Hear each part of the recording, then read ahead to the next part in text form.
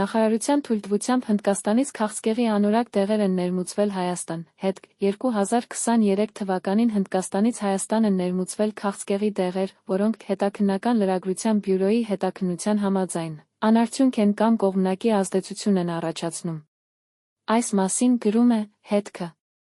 Նման մի դեպքի մասին հետքը գրել էր 2023-ին։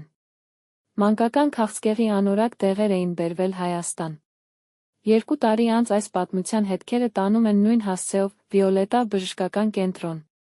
Բրիտանական հետաքննական լրագրության բյուրոն The Bureau of Investigative Journalism 2025 թվականի հունիսին քաղցկեղի բուժման համար օգտագործվող դեղերի վերաբերյալ մի հետաքննություն է հրապարակել։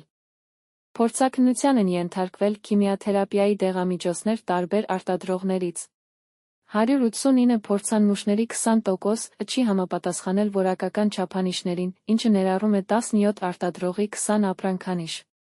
Հետաքննությունը պարզել է, որ դեղամիջոցների օգտագործումը կամ ոչ մի օգուտ չի տալիս, կամ կողմնակի ազդեցություն է առաջացնում լուրջ հետանքներով։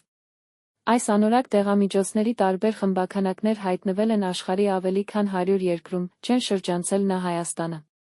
Մեր գործընկերների փոխանցած տվյալների համաձայն 2023 թվականին Հնդկաստանից Հայաստան են ներմուծվել դոցաբիրա, դոքսորուբիցինի հիդրոքլորիդ, քսպոզ, ցիկլոֆոսֆամիդ դեղամիջոցները յուրաքանչյուրից 400 ռական։